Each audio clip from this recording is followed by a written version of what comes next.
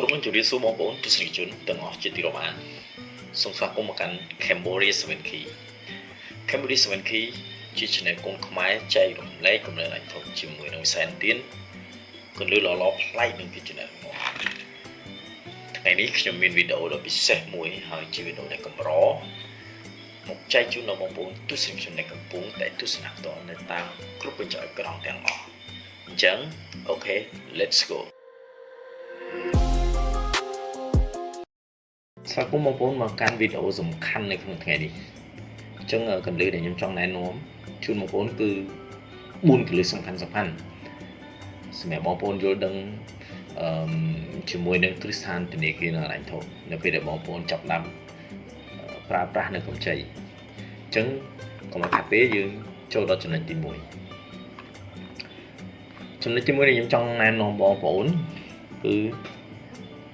តាក់ទងមកអត្រាការប្រាក់អញ្ចឹងខ្ញុំប្រើពាក្យបច្ចេកទេសចេះអត្រាការប្រាក់បើពាក្យបច្ចេកទេសគេប្រើពាក្យថា interest rate អញ្ចឹងអត្រាការប្រាក់និងការបង់ការប្រាក់គឺពាក្យពីរហ្នឹងគឺមានន័យខុសគ្នាអត្រាការប្រាក់មានន័យថាជាអត្រាដែលត្រូវគិតទៅកណនាជាមួយនឹងប្រាក់ដើមអញ្ចឹងខ្ញុំឧទាហរណ៍ថានៅពេលដែលបងប្អូនស្នើប្រាក់កម្ចីអញ្ចឹងគេអាចប្រាប់បងប្អូនថាអត្រា 12% ក្នុងមួយឆ្នាំអញ្ចឹង 12% ក្នុងមួយឆ្នាំបើយើងចែក12ទៅវាមានន័យថា 1% ក្នុងមួយខែហើយបើយើងគិតជាថ្ងៃមានន័យថា 0.333% ក្នុងមួយថ្ងៃអញ្ចឹងអានេះខ្ញុំថែមភាគរយហេអញ្ចឹងតើការប្រាក់វាកើតចេញទៅពេលណាការប្រាក់វាកើតចេញទៅពេលដែលប្រាក់ដើមអូម៉ាថាឧបមាថានេះគឺប្រាក់ដើម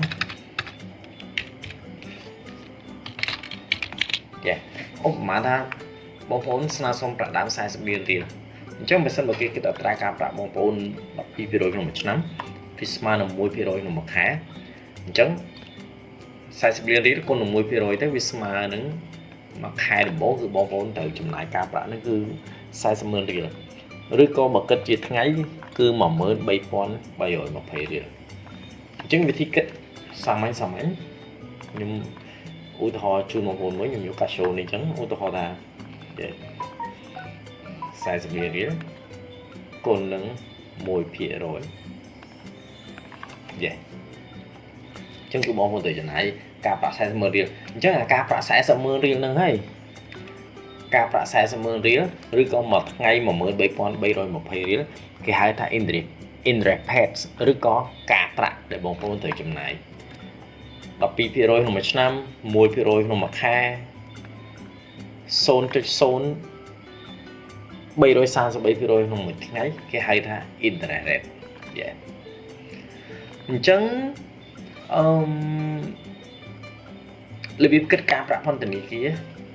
នៅក្នុងប្រព័ន្ធពន្ធនាគារខ្ញុំធ្វើវីដេអូលម្អិតមួយផ្សេងទៀតចែកជូនបងប្អូនចែកម្លែកបងប្អូនពីរបៀបគណនាការគណនាការប្រាក់នៅក្នុងប្រព័ន្ធពន្ធនាគារមួយវាដូចតែគ្នាទេប៉ុន្តែខ្ញុំនឹងលម្អិតឲ្យបងប្អូនយល់ថាតើគេគណនាបែបម៉េចពីព្រោះមែនតើអត្រាការប្រាក់គេគិតជូនបងប្អូននិយាយតែគ្នាក្នុងខែទេតែការគិតការប្រាក់គឺមួយថ្ងៃមានការប្រាក់ហើយសម្រាប់ការប្រាក់ច្រើនឬតិចគឺអាស្រ័យលើរយៈពេលបងប្អូនខ្ចីកាលណាតែបងប្អូនខ្ចីរយៈពេលវែងការប្រាក់គឺអស់ច្រើនរយៈពេលខ្លីការប្រាក់គឺអស់តិចហ្នឹងអញ្ចឹងខ្ញុំលម្អិតនៅលើវីដេអូដាច់នៅឡៃមួយទៀតពីរបៀបគិតការប្រាក់តើគឺគិតក្នុងប្រព័ន្ធគិតរបៀបម៉េចអញ្ចឹងបងប្អូនទស្សនិកជនជាទីរាប់អានយើងឈានចូលមកដល់ចំណុចទី2ចំណុចទី2គឺតកតងជាមួយរបៀបសងប្រាក់អញ្ចឹងបងប្អូនត្រូវច្បាស់ថាតើដៃគូរបស់បងប្អូនដៃគូបញ្យោសំខាន់បងប្អូនតើគាត់មានជំរើសប្រមាណសម្រាប់បងប្អូនធ្វើការសងត្រឡប់ប្រាក់ ជូនទៅគាត់វិញអញ្ចឹងខ្ញុំគិតថាសម្រាប់គឺសន្តានាគារហិរញ្ញវត្ថុ4ជំរឿននេះដូចអស់ក្បាច់ហើយសិតតែជារបៀបសងសំខាន់ត្រឡប់ទៅវិញហើយអញ្ចឹងសួរថាតើរបៀបសងទាំងអស់នេះវាមានលក្ខណៈពិសេសត្រង់ណាវាល្អត្រង់ណាវាចំណេញខាតត្រង់ណាអញ្ចឹងខ្ញុំបង្ហាញបងប្អូនមួយសិនថារបៀបសងមួយហ្នឹងវាលក្ខណៈខុសពីត្រង់ណាសិនរបៀបទី1នេះគឺបងប្អូនសងមនុស្សដើមការថយគឺដើមការថយរបៀបសងទី2រំលោះថេរអញ្ចឹងឧទាហរណ៍ថាបងប្អូនយករយៈពេល1ឆ្នាំ2ឆ្នាំបង់$200 $300អញ្ចឹងវាថេរ 3-4 ឆ្នាំគឺអស់លុយតែម្ដងលក្ខខណ្ឌសងទី3បងប្អូនសងតែការប្រាក់ហើយបងប្អូនលុបប្រាក់ដើមគិតជាភាគរយនោះឧទាហរណ៍ថាបងប្អូនអាចឡើងដើម6ខែម្ដង8ខែម្ដង12ខែម្ដងហើយប្រាក់ដើមនៅសល់គឺអាចទៅសងនៅចុងវត្តខ្ចីប្រាក់របៀបសងទី4បងប្អូនសងតែការប្រាក់រាល់ខែទេប្រាក់ដើមសងចុងវគ្គឧទាហរណ៍យើងខ្ចីរយៈពេល1ឆ្នាំឬក៏2ឆ្នាំ24ខែយើងបង់ការរយៈពេល23ខែដែរនៅខែទី24បងប្អូនត្រូវឡើងប្រាក់ដើមទាំងអស់ឲ្យគេវិញអញ្ចឹងរបៀបសងពីខាងក្រោមនេះភាគច្រើនគឺតកតូនមកអាជីវកម្មតាមរដូវកាលហើយរបៀបសងពីនេះតកតូនជាមួយនឹងអាជីវកម្មដែលមានគាត់មានចំណូលប្រចាំថ្ងៃប្រចាំសប្តាហ៍ឬក៏ប្រចាំខែអញ្ចឹងយើងត្រូវដឹងថាតើដៃគូផងយើងគាត់ឲ្យជំរឿនអ្វីដល់យើងហើយលក្ខខណ្ឌសងមួយណាដែលវាត្រូវជាមួយនឹងប្រភេទអាជីវកម្មលំហូរសាច់ប្រាក់របស់បងប្អូនអញ្ចឹងបងប្អូនអាចមើលទៅហើយខ្ញុំនឹងចេញវីដេអូ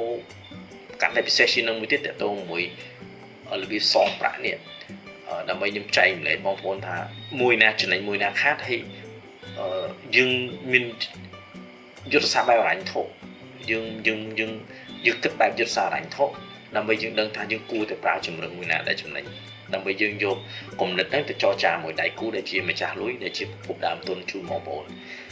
អញ្ចឹងបើបងប្អូនចង់បានវីដេអូដែលពិសេសលើនេះទៀតបងប្អូនជួយ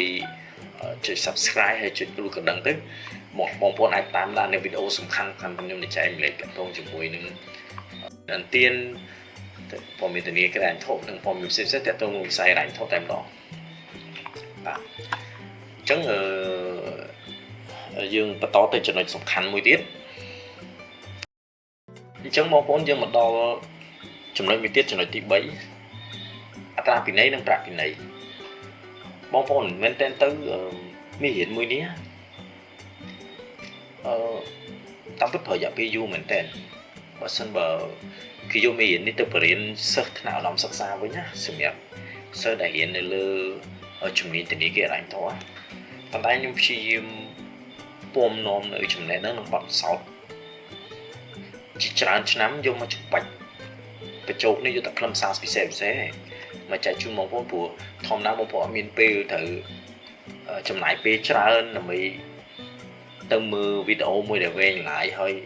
វាវែងឆ្ងាយពេកណាបានតែសម្រាប់សិស្សដែលគាត់សិក្សាស្រាវជ្រាវរៀនសូត្រសម្រាប់ដោយបងប្អូនដែលកំពុងតែទស្សនានៅលើវីដេអូមួយនេះខ្ញុំជឿថាបងប្អូនត្រូវការពេលវេលាខ្លីហើយងាយយល់អាចយកទៅប្រើបានមកអញ្ចឹងខ្ញុំព្យាយាមសម្រិតសម្រាំងរៀបរៀងមេរៀនដែលសំខាន់ហើយខ្លីទៀតសម្រាប់ចែកជូនបងប្អូនអញ្ចឹងបងប្អូនត្រូវយល់ដឹងពីបញ្ហាអត្រាពិន័យនិងប្រាក់ពិន័យមែនទែនទៅធនាគារគាត់ជាដៃគូវិនិយោគមែនប៉ុន្តែគាត់រួមតែចំណេញទេបងប្អូនគាត់រួមខានមួយយើងទេនៅពេលដែលបងប្អូនយកលុយមកស៊ីបរិយាដើមទុនបរិយាអាជីវកម្មបង្កើតដើមទុនបងប្អូនទទួលបានប្រាក់ចំណេញបងប្អូនត្រូវបង់ជាអត្រាកាប់ប្រាក់ជូនទៅម្ចាស់លុយប៉ុន្តែនៅពេលដែលបងប្អូនមានវិបត្តិណាមួយលក្ខខណ្ឌធនាគារការចរចាvớiបងប្អូនអីណាណីអាហ្នឹងទៅតាមការទៅជ័យវិញគ្នាខ្ញុំសូមអត់លឺនឹងមកនិយាយទេ ប៉ុន្តែនៅក្នុង system នៅក្នុងប្រព័ន្ធពន្ធនាគារគឺចាប់ពីថ្ងៃយឺតយ៉ាវទៅគឺបងប្អូនត្រូវបង់ប្រាក់ពិន័យជូនទៅដៃគូของបងប្អូនហើយអញ្ចឹងនៅពេលដែលបងប្អូនរៀបចំកិច្ចសន្យាខ្ចីប្រាក់គេបានបញ្ជាក់ហើយប៉ុន្តែចំណុចថាគេបញ្ជាក់ច្បាស់មិនច្បាស់អីខ្ញុំអត់សូមអត់លើកជាបន្តទៀតវាសង្កត់ធ្ងន់លើរឿងហ្នឹងទេប៉ុន្តែខ្ញុំគ្រាន់ចង់ប្រាប់បងប្អូនថាអត្រាពិន័យគេហៅថា interest penalty នៅក្នុងច្បាប់បានកំណត់ 24% ក្នុងមួយឆ្នាំយេអញ្ចឹងដើម្បីបាន penalty paid ឬក៏ប្រាក់ពិន័យនេះគឺអត្រាការប្រាក់ហ្នឹងយកទៅគុណជាមួយនឹងប្រាក់ដែលយឺតយ៉ាវអញ្ចឹងវានឹងចេញប្រាក់ពិន័យហើយសួរថាតើគេចាប់ផ្ដើមគិតប្រាក់ពិន័យពីពេលណាទៅមែនតើទៅវាអាចអាស្រ័យទៅលើកិច្ចសន្យាបងប្អូនធ្វើជាមួយនឹងគ្រឹះស្ថានធនាគារនិងអាជ្ញាធររៀងខ្លួនដែរអាចថាជាគោលការណ៍ពួកគាត់អាចគោលការណ៍ផ្សេងៗគ្នាអាចថាគ្រឹះស្ថានធនាគារនិងអាជ្ញាធរខ្លះគាត់គិតចាប់ពីមួយថ្ងៃអ្នកខ្លះគិតចាប់ពី2ថ្ងៃអ្នកខ្លះ3ថ្ងៃឬ4ថ្ងៃអីចឹងទៅបានគាត់ចាប់ផ្ដើមគិតប្រាក់ពិន័យនៅក្នុងប្រព័ន្ធរបស់គាត់អីចឹងណាចេះហើយក្នុងមេនេះខ្ញុំអត់លម្អិតពីរបៀបគិតទេបងប្អូនអាច comment នៅលើវីដេអូនេះបើបងប្អូនចង់ឲ្យខ្ញុំធ្វើវីដេអូតើគេគិតអត្រាពិន័យប្រាក់ពិន័យចេញរបៀបម៉េចដើម្បីបងប្អូនមានមូលដ្ឋានថាបងប្អូនយឺតយ៉ាវប៉ុណ្ណេះបងប្អូនត្រូវបង់ប្រាក់ពិន័យប៉ុណ្ណេះអីជាមួយទេខ្ញុំនឹងធ្វើវីដេអូលម្អិតទាក់ទងជាមួយនឹងរបៀបនៃការគណនាអត្រាពិន័យនិងប្រាក់ពិន័យដែលគេធ្វើនៅក្នុងប្រព័ន្ធពន្ធនាគារតែម្ដងទៅចំណុចចុងក្រោយមួយទៀតដែលចំណុចទី4ជាចំណុចសំខាន់បងប្អូនត្រូវដឹងថានៅពេលដែលបងប្អូនដាក់សំណើឬក៏ខ្ចីប្រាក់តែម្ដងទៅជាមួយនឹងគ្រឹះស្ថានធនាគារដែរបងប្អូនត្រូវគេឆែក CVC ឆែកព័ត៌មានអារម្មណ៍របស់បងប្អូននៅលើប្រព័ន្ធ CVC អញ្ចឹងនៅពេលដែលគេឆែកបើសិនបងប្អូនឲ្យគ្រឹះស្ថានធនាគារនៅអារម្មណ៍ឲ្យបងប្អូនដាក់ពាក្យឆែកក្នុងករណីបងប្អូនចរចាត្រូវរើគ្នាទៅលើលក្ខខណ្ឌផ្សេងអូខេអត់បញ្ហាបងប្អូនអាចបើកប្រាក់យកទៅប្រើប្រាស់បានប៉ុន្តែប្រសិនមកក្នុងករណីអត់ត្រូវរើគ្នាទៅលើលក្ខខណ្ឌណាមួយត្រូវបានបដិសេធនៅក្នុង CVC មានចំណុចមួយបញ្ជាក់ថាបងប្អូនបានដាក់ពាក្យនៅគ្រឹះស្ថានធនាគារអាជ្ញាធរមួយចូលមកថាបងប្អូនងាកទៅស្នើនៅគ្រឹះស្ថានធនាគារអាជ្ញាធរមួយទៀតណាចេះគេចាប់តាមឆែកទៀតដែរប៉ុន្តែនៅពេលដែលអ្នកទី2ឆែកគេនឹងដឹងថាបងប្អូនបានស្នើអ្នកទី1ម្ដងហើយចុងប្រហែលថាបើបងប្អូនស្នើពី3ស្ថាប័នអត់ត្រូវរើគ្នាលើលក្ខខណ្ឌផ្សេងធ្វើប្រវត្តិបងប្អូននៅលើការស្នើសុំបង្ហាញថាបងប្អូនបានស្នើច្រើនគឺស្ថានធនាគារអាជ្ញាធរចុងអត់ល្អដែរខ្ញុំគិតថាចំណុចមួយនេះមិនសូវល្អចំណុចនេះអាចនឹងបុគ្គលិកគឺស្ថានធនាគារអាជ្ញាធរបានណែនាំបងប្អូនទេប្រហែលជាមិនអាចណែនាំដល់ចំណុចហ្នឹងទេប៉ុន្តែខ្ញុំប្រាប់បងប្អូនថាបើបងប្អូនបានមើលវីដេអូនេះ